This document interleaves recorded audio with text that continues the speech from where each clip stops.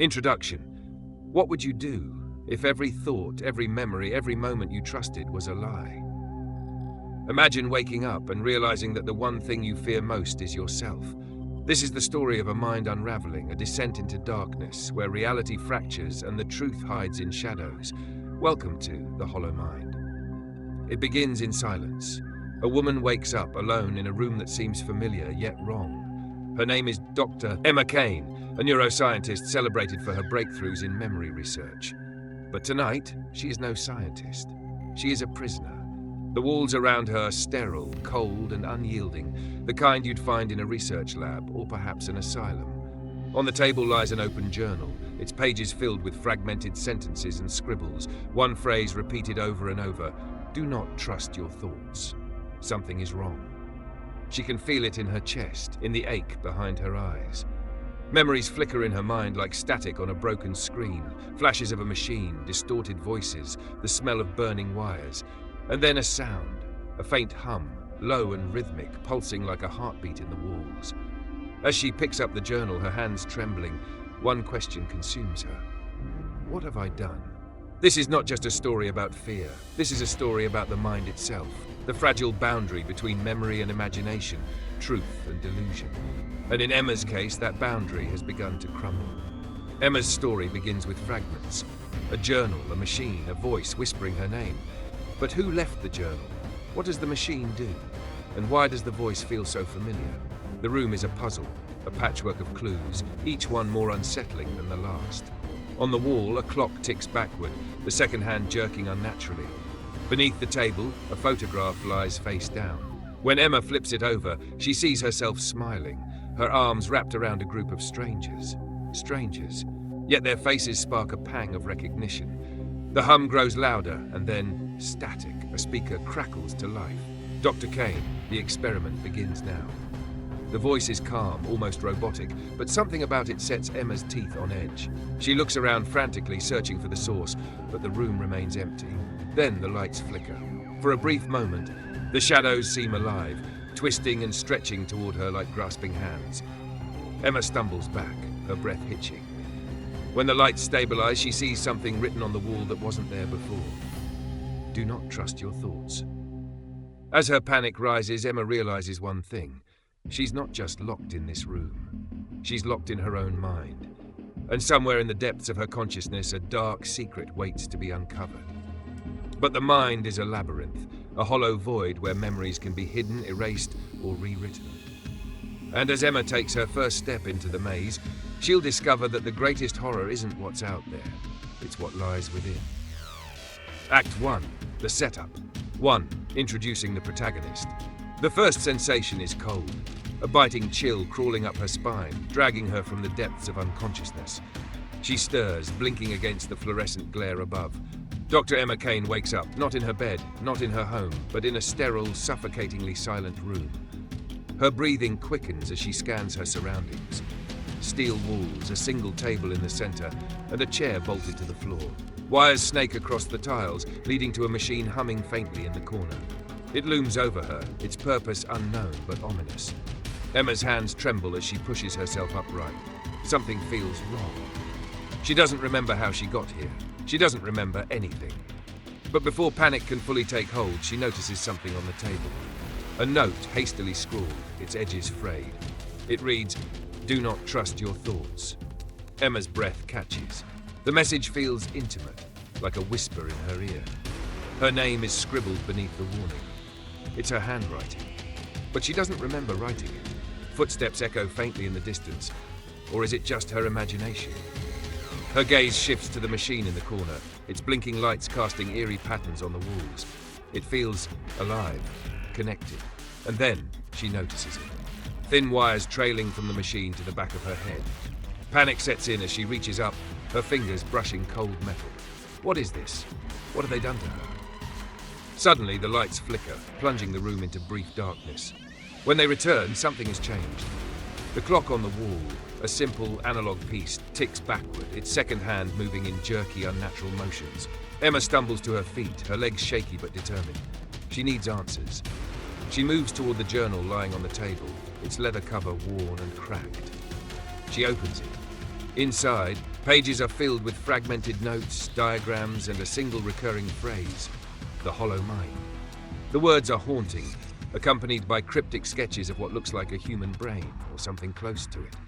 But before she can make sense of it, a sound pierces the silence, a low, distorted hum that morphs into a voice. The voice is calm, deliberate, and devoid of emotion. Dr. Cain, the mind experiments have begun. Emma freezes, her heartbeat pounding in her ears.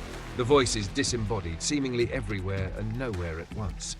"Who's there?" she demands, but the room offers no reply. She stares at the machine again, dread bubbling in her stomach. Pieces of memories flash, fragments of her research, a team of faces blurred by time, a decision made in the shadows. She volunteered for something. But why? The lights flicker once more, and in their erratic glow, shadows seem to move. They stretch unnaturally, crawling up the walls and pooling at her feet. A child's laughter echoes faintly, impossibly, sending shivers down her spine. Emma spins, searching for the source, but finds only emptiness. Her reflection in the steel walls stares back, its expression just slightly wrong. She feels her sanity slipping, the boundaries of her mind bending and twisting in ways she can't control. The hum grows louder, almost deafening now. Words form in her mind, unbidden and relentless. Do not trust your thoughts, the hollow mind. And just like that, Emma realizes she's not alone in this room. She never was. Act 1, the setup. 2, the catalyst. The room is silent, but silence doesn't mean peace. For Dr. Emma Cain, silence feels alive, heavy, oppressive, watching. And as she moves, the faintest sound, a hiss, a hum, breaks the void, drawing her eyes to the center of the room. The machine is monstrous, its design alien in its complexity. Tubes filled with dark liquid pulse with an unnatural rhythm, as if the device is breathing. Wires crawl like veins along the floor, slithering toward her like something sentient. She takes an unsteady step forward, her fingers brushing against the cold surface of the machine. It feels familiar, like something she should know. But her mind is a blank slate, its edges jagged with confusion and fear. Then it happens, a sharp click. A low whir that grows louder with each passing second. A speaker on the machine crackles to life, distorting a voice that makes her blood run cold. "Dr. Cain," it says, slow and deliberate. "The mind experiments have begun." Emma's breath catches. The words are calm, almost clinical, but they hit her like a physical blow. She stumbles back, her pulse pounding in her ears. "Who are you?" she demands, her voice trembling.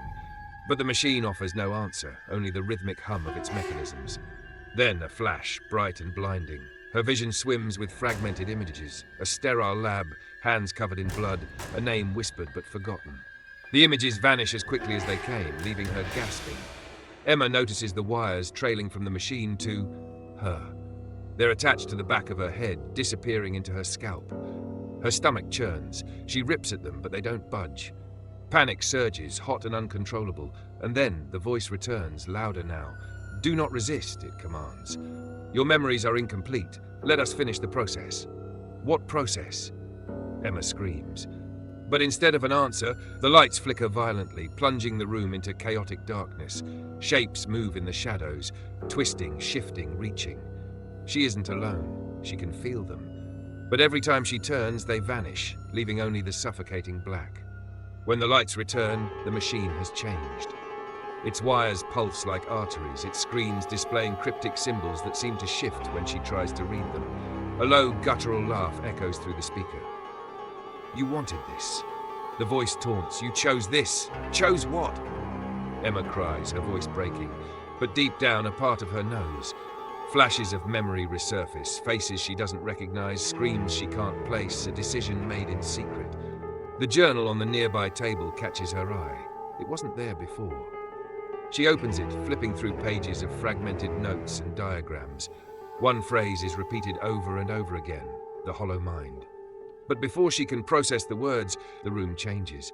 The walls seem to ripple like water bending inward. The clock ticks backward, its hands spinning wildly. A child's laughter rings out, high-pitched and hollow, sending shivers down her spine. Emma presses her hands to her head, her thoughts racing. She can't trust her surroundings. She can't trust her memories. And worst of all, she can't trust herself. The machine's hum grows deafening, drowning out her frantic thoughts. And then a whisper. So soft it almost feels like it's coming from inside her own mind. We're not done yet, Emma. Not even close. Act 2, Descent into Madness. 1. First turning point. What would you do if the echo of a child's laughter was the only sound in an empty, lifeless room? For Dr. Emma Cain, it isn't a question. It's her reality. The laughter is faint at first, distant, as if carried on a breeze that doesn't exist. It grows louder, sharper, filling every corner of the sterile lab. Emma freezes, her breath hitching in her throat. The sound is impossible. She knows she's alone, but the giggle comes again, playful, mocking. She turns, scanning the room, her eyes darting between shadows that seem to shift and stretch. Her voice wavers as she whispers, "Who's there?" There is no answer, only silence. Then the mirror moves. It's subtle at first, a flicker of motion in her periphery. Emma's gaze snaps to it. Her reflection is there, staring back, but something is wrong. It doesn't blink when she does. It doesn't breathe in time with her. And then it smiles. Not a reassuring smile, but something cruel and knowing. A grin that feels entirely separate from her own face. Her blood turns to ice as the reflection tilts its head, studying her like a predator sizing up prey. She stumbles back, her hands gripping the edges of the nearest table.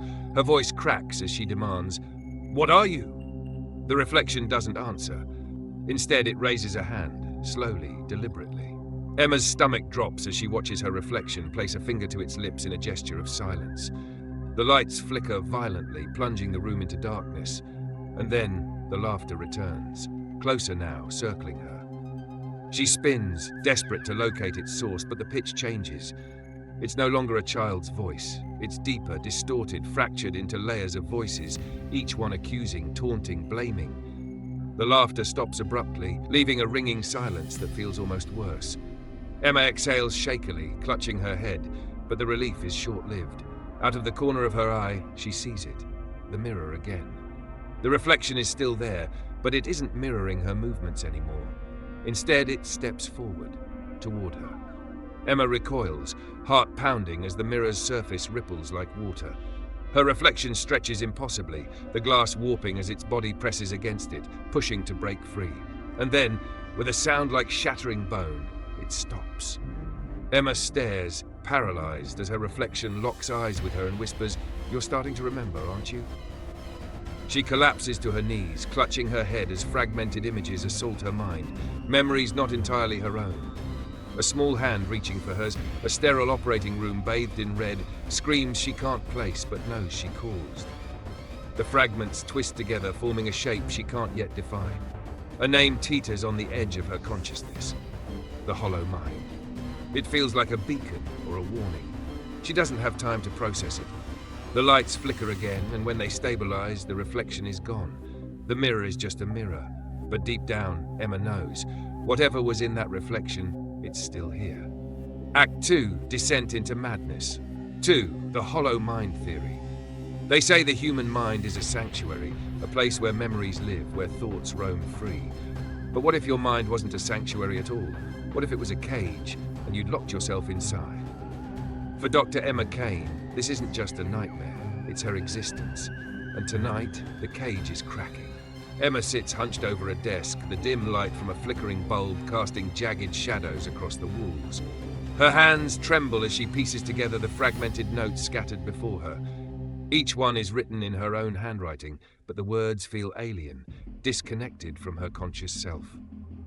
"The hollow mind," she murmurs, her voice barely audible.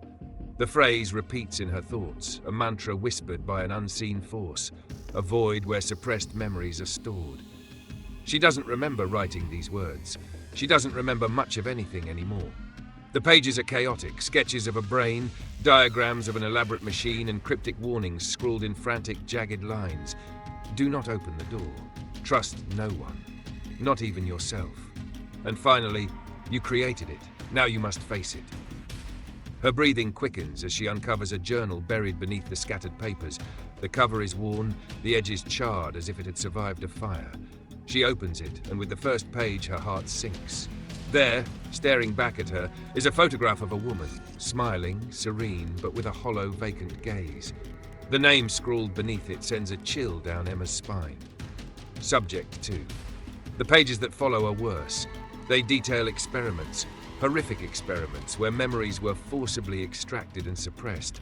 Subjects were pushed to the brink of madness, their minds hollowed out to make room for something. But what? The journal offers no answer, only an unsettling phrase repeated over and over: beware the keeper. Emma's surroundings shift. The walls ripple like liquid and the light overhead dims further, plunging her into near darkness. A low hum fills the air, resonating in her chest. She looks around, her voice breaking the suffocating silence. Who's there? Then she sees it. In the corner of the room, just beyond the reach of the failing light, a shadow moves. It's tall, impossibly tall, and its edges blur as if it's not fully tethered to this reality. Two glowing eyes pierce through the darkness, locking onto her. You created me, the voice rasps, low and guttural. It echoes, not from the shadow, but from within her own mind. You thought you could bury your sins, but memories do not die, and I am the rot. Emma stumbles backward, clutching the journal to her chest. The shadow moves closer, its form flickering like static on an old television screen. She can't breathe, can't think. The keeper, if that's what it is, raises a hand, long and clawed, and points directly at her. Do you remember now? It asks, its voice a chorus of anguish. Images flood her mind, flashes of faces twisted in pain, screams that feel too familiar, a machine sparking to life as she pulls the lever. You did this. She collapses to the floor, the journal slipping from her grasp. The shadow looms over her, its voice now a whisper that crawls under her skin.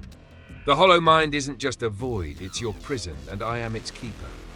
Emma's vision blurs, the room spinning as reality fractures around her. The shadow fades, but its words linger, etched into her thoughts. She scrambles to her feet, clutching the edge of the desk for support. On the journal's final page, in bold, jagged letters, is a single command: open the door. Her trembling hand moves to the handle of the door across the room. She hesitates, heart pounding, as a voice inside her whispers, don't. But she knows there's no turning back. Not anymore. As her fingers touch the cold metal, the laughter starts again.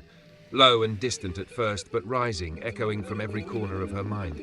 And then as she begins to turn the handle, it speaks again. Soft, chilling final. Welcome home. Act 2, Descent into Madness 3. Unreliable narration. What if you woke up one day to discover that everything you know, every memory, every moment, every face, is a lie? What if you could no longer trust the world around you, or worse, the thoughts in your own mind? For Dr. Emma Cain, this is no abstract question. This is her reality. And as the walls of her fractured mind close in, the line between what is real and what is imagined begins to dissolve. The room shifts as Emma staggers forward, clutching at the air like a drowning woman seeking a surface. The whispers have returned. They slither through her ears, soft and accusing, their words indistinct but cutting nonetheless. She turns, her eyes darting to the far corner where shadows ripple unnaturally. The desk lamp flickers, casting sporadic flashes of light across her surroundings. Her reflection stares back at her from the cracked glass of a cabinet door. But something's wrong. Her reflection doesn't match her movements. While Emma freezes in terror, the figure in the glass raises its hand, pressing it against the surface as if trying to break through. The mouth moves silently at first, but soon a single word emerges, low and guttural, echoing in her ears. Liar.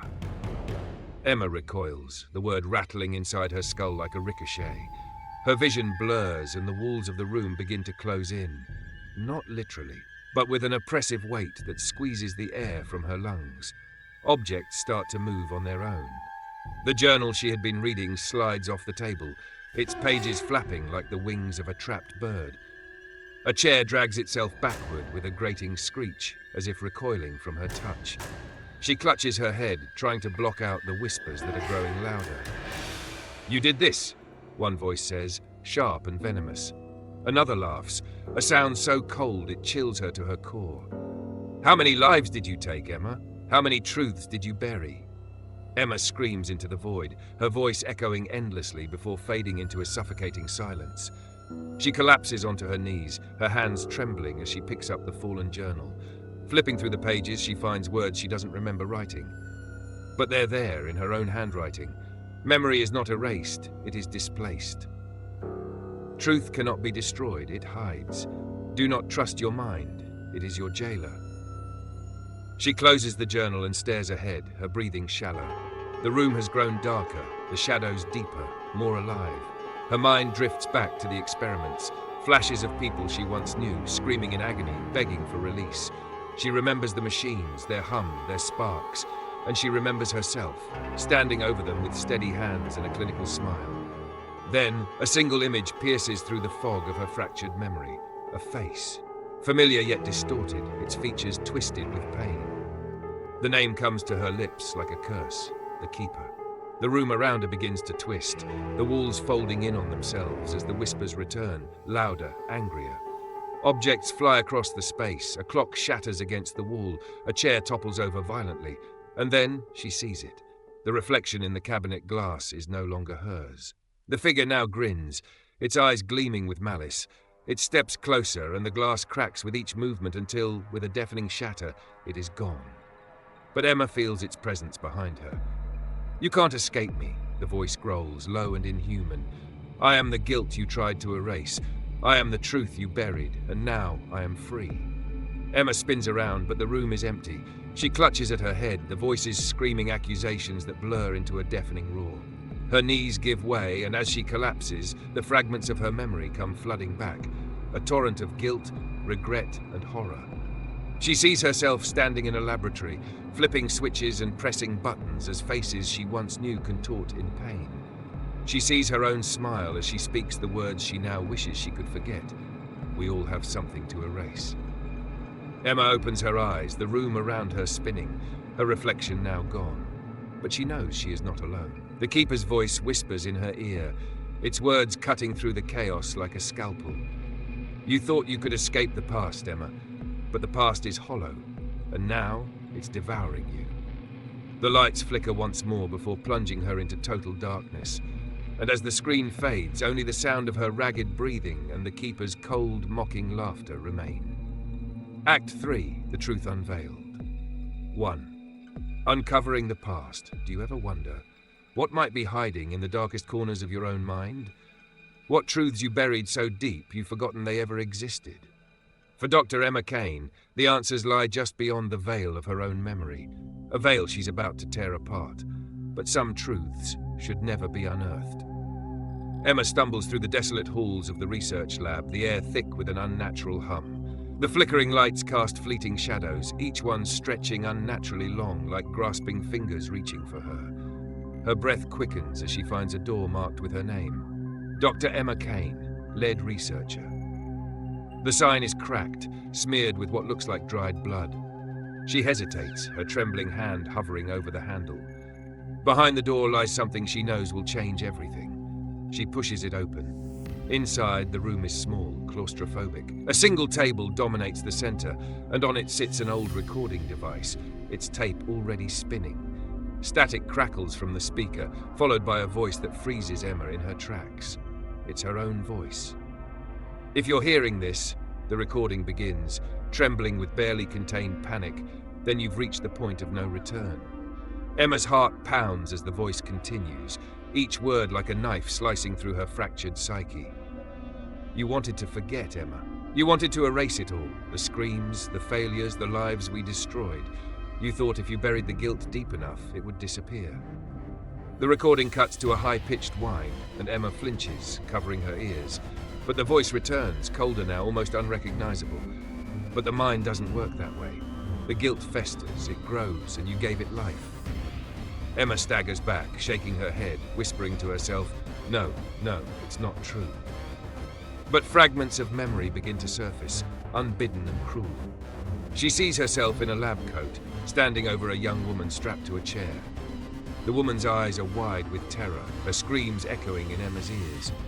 Subject 23, the recording explains, was the breakthrough. She was the first to survive the memory transfer, but she wasn't the same. None of them were. The images flood her mind now, patients writhing in agony, begging her to stop, machines sparking to life, stealing pieces of their souls, and then the first signs of him. The Keeper. He wasn't real, Emma whispers, clutching at her temples as if she could squeeze the memories back into the void. But the voice on the recording laughs softly, mockingly. "He's as real as your guilt, Emma. You made him. You made me." The room begins to shift, the walls warping and bending like molten metal. Emma falls to her knees, clutching at the floor, but it's no longer solid. The lab, the recordings, the machines, all of it dissolves into a swirling black void. You thought this was a lab, the voice booms, now disembodied and omnipresent. You thought you could control your memories, your guilt, your shame, but this isn't a lab, Emma. The truth strikes her like a thunderclap. It's your mind. The spinning void slows, reshaping itself into fragments of her life. Faces flash before her, colleagues, patients, victims, all of them staring, accusing. And at the center of it all stands the shadowy figure of the Keeper, his form twisting and shifting, his hollow eyes fixed on her. You created me, he whispers, his voice a blend of countless others. You fed me every lie, every betrayal, every failure, and now you're mine. Emma struggles to her feet, her fists clenched. The Keeper steps closer, his presence suffocating. Her voice is barely a whisper, but it carries a fierce resolve. No, you're not real. You're just a part of me, and I'm taking it back. The Keeper's laughter fills the void, a cacophony of derision. But Emma reaches into the swirling darkness, pulling at the fragments of her shattered memories. The truth, as horrific as it is, begins to piece itself together. And with every piece, the Keeper weakens. You can't undo the past, he snarls, his form flickering like a dying flame. But Emma's voice cuts through him, steady and unyielding. Maybe not, but I can face it. The void collapses, folding in on itself. Emma is surrounded by light, her memories cascading over her like a tidal wave. The Keeper's screams fade into nothingness, leaving only silence. When she opens her eyes, she's back in the lab, sprawled on the floor. The recording device is gone. The walls are cracked and crumbling, the faint hum of machinery replaced by an eerie stillness. But something lingers, a whisper, so faint she almost doesn't hear it. A voice, her own yet not, echoing in the depths of her mind. I'm still here. Act 3, the truth unveiled. 2, confrontation with the Keeper. What if the monsters you feared most weren't out there in the shadows, but trapped inside your own mind, waiting to be unleashed? For Dr. Emma Cain, this isn't a question. It's her reality. And tonight, she's about to face the darkness she created. The air in the lab is heavy, almost alive, pressing against her skin like a suffocating shroud. Emma stands at the center of a decaying room that shouldn't exist. The walls ripple like liquid, reflecting jagged fragments of her own memories. Faces twisted in pain, hands reaching out, and the sound, oh, the sound. The endless, haunting wails of the forgotten. And then he appears, the Keeper. Emerging from the shadows like a phantom, his form is ever-changing, an amalgamation of nightmares. His face is both familiar and alien, flickering between the features of her victims and something far worse, herself. You knew this day would come, Emma, he whispers, his voice a low growl layered with countless others. You can't outrun guilt forever. Emma's hands tremble, but she doesn't back away. You're just a manifestation, she says, her voice steady despite the fear bubbling beneath. You're not real. The Keeper tilts his head, his hollow eyes narrowing. Not real? He repeats, his voice dripping with mockery. And yet, here I am, standing before you, breathing your regret, feeding on every lie you told yourself. He takes a step closer, and the air grows colder, the lights dimmer. The floor beneath Emma cracks and crumbles, revealing an endless void. The Keeper gestures to the abyss, his grin widening. Do you see it, Emma? The hollow void of your mind. Every memory you erased, every mistake you refused to face. This is where you buried them. This is where I was born. Emma stares into the abyss, her reflection splintering across the fractured floor. The faces of her victims stare back at her, their expressions frozen in agony. She clenches her fists, her breath ragged. I won't let you control me, she says, her voice rising. You're nothing but a mistake I made, a mistake I can undo. The Keeper's laughter echoes, a chilling symphony of despair. Undo me? You can't even undo yourself, Emma. You've spent years running, hiding, cutting pieces of yourself away, and yet here we are. He lunges toward her, and the walls explode into chaos. The lab is gone, replaced by a surreal landscape, a twisted maze of her memories. Fragmented scenes play out around her, experiments gone wrong, patients screaming, her own face illuminated by cold fluorescent light as she gave the order to continue. Do you see it now? The Keeper taunts, circling her like a predator. Every corner of your mind is stained with blood. You don't get to walk away from this.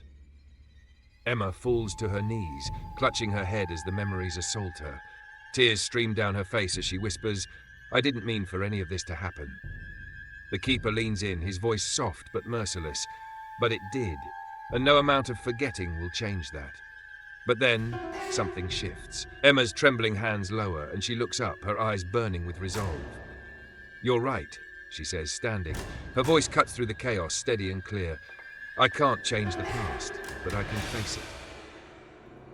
The keeper snarls, his form flickering as cracks begin to spread through the labyrinth. Emma takes a step forward, and the void ripples with her defiance. "You're not my master," she says, her voice rising. "You're my guilt, my shame, my fear. But you're not me." The keeper roars, his form distorting, his hollow eyes flaring with fury. The void begins to collapse, the walls of her mind crumbling under the weight of her acceptance. Emma reaches out, pulling the fragmented pieces of her memories into herself, no longer running, no longer hiding. "No!" the keeper screams, his voice shattering into echoes. "You need me. Without me, you'll drown in your own guilt." But Emma's voice is calm now, resolute. "Then I'll learn to swim." With a final surge of light, the keeper is torn apart, his form dissolving into nothingness. The void collapses entirely, leaving Emma standing alone in the silence of her mind. The fractured pieces have fused together. The memories remain, but the power they held over her is gone. Emma opens her eyes, back in the broken lab. The machines are silent, the shadows still. She takes a deep breath, her reflection in the shattered glass meeting her gaze. But as she turns away, the reflection lingers a moment too long, and smirks. In the distance, a faint whisper echoes through the stillness. "You may have won this time, Emma, but I'm still here." Resolution and twist ending. One, Emma's choice. There are moments in life when everything changes in the blink of an eye. A single choice, a single step, can shatter the boundaries between reality and nightmare. Emma stands at the edge of her mind, caught in the swirling chaos of shattered memories and fractured realities. The keeper is gone, but his influence lingers in every corner of her thoughts, every shadow that moves in the dark. The lab around her trembles, walls cracking as though the very fabric of her consciousness is coming undone. She stares at the machine, the same device that once held her captive in this distorted world, and feels its pull. But now it's different. There's something off. The once menacing hum is now a low, mournful whine, like a dying breath. Her heart races. The memories flood back in waves. So many faces, so many voices. And then the terrible realization. Emma never truly escaped. The keeper, the lab, the twisted experiments, they were all pieces of her mind, her guilt, her fear. They were her. The truth claws at her, sharp and relentless. She can feel it now, the weight of the decisions she made. She reaches out, her hand trembling, and slowly, with a sense of finality, presses the button to restore her memories. The machine hums to life, louder now, shaking the very foundation beneath her feet. Everything begins to fracture, the walls groan, the air grows thick, suffocating. The lab is collapsing around her, a nightmare unraveling as the memories surge forth, flooding her consciousness all at once. Faces, names, voices, all the horrors she tried to forget. The ground cracks wide open beneath her, the walls distort and bend as if reality itself is splintering. Emma's body is pulled into the chaos, but still, she doesn't fight. She embraces it. She embraces herself. She embraces the full weight of her actions, her guilt, her memories. The machine explodes and the world falls away into darkness. When Emma opens her eyes again, it's not the twisted lab she sees, but the sterile, cold walls of a hospital room. She's awake, alive, free. But freedom is a fragile thing. It doesn't come without a price. She sits up slowly, disoriented, her mind still heavy with the weight of what she's experienced. The nurses tell her she's been unconscious for days. They tell her she's lucky to be alive. But there's no comfort in their words. Because deep down, Emma knows the truth. The past doesn't vanish, it lingers, and so does the keeper. In the silence of the hospital room, in the echo of her own heartbeat, she can feel it, feel him. His presence, subtle but undeniable. She moves slowly, her hand brushing over the blanket, her eyes flickering toward the mirror on the far wall. She stares at her reflection, at her own eyes staring back at her. But something's wrong. The smile she sees isn't hers. It's twisted, malicious, it doesn't belong. Her reflection smirks at her. Emma's breath catches in her throat as the whispered words fill the room, soft, almost a laugh. "You may have escaped, but I'm still here." And as the sound of the keeper's laughter echoes faintly in the back of her mind, the world fades to black. Resolution and twist ending. 2 final twist. It's never truly over, is it? The room is quiet now. The storm of Emma's mind has settled and the overwhelming weight of her memories has come crashing back. For a moment she believes she's free. She believes she has escaped. But some truths are too dangerous to face, and some minds once broken can never be fixed. Emma slowly rises from the hospital bed, her body stiff, her mind still tangled in the remnants of her shattered reality. She touches her forehead, feeling the lingering echo of the memories she's fought so desperately to forget. She's free, or so she thinks. She approaches the bathroom mirror, eyes hollow from exhaustion, but there's something about her reflection that feels wrong. Her face is the same, her eyes are the same, but there's a shift, a subtle change. Her reflection isn't hers. A faint smirk appears, twisting the features of her own face. Not her own expression, someone else's, something else's. Emma freezes, her heart skips a beat. The smirk, it's a smile of triumph, of something far darker than she's willing to admit. And then it happens. Her reflection leans forward, its eyes locking with hers. It whispers, almost like a laugh, soft and cold. "You may have escaped, but I'm still here." Emma's breath catches. Her hand trembles, reaching for the mirror. But the reflection stays just out of reach. The room grows colder. The whispers grow louder. She pulls away from the glass, her pulse racing, her body tense with fear. The smirk still lingers in the corner of her mind, a dark reminder of what she cannot escape. As she stumbles back, the sound of laughter echoes faintly, soft at first, then growing louder, more intense. It's a sound that twists her very soul, a reminder that no matter how far she runs, no matter how much she tries to forget, I'm always here. The laughter, haunting and relentless, fades into the darkness of the room, and as Emma stares at her own trembling hands, she knows, deep down, there is no escape. And the hollow mind, it will always come back for her. Fade to black. Final thoughts. As we come to the end of Emma's journey, we're left with more questions than answers. What happens when we tamper with our own memories? Can we truly escape the things we've done, or are they forever a part of us, lurking just beneath the surface? In The Hollow Mind, we've seen how fragile the human psyche is, how it can fracture under pressure, how our darkest fears can manifest when we can no longer trust what we see, or even what we think. The truth is, some minds were never meant to be fixed, and some horrors were never meant to be forgotten. What's even more chilling is the idea that Emma's story may not be the end. After all, the Keeper is still out there, waiting, watching. How many others have faced the same nightmare? How many minds have cracked like hers? And what or who will be next?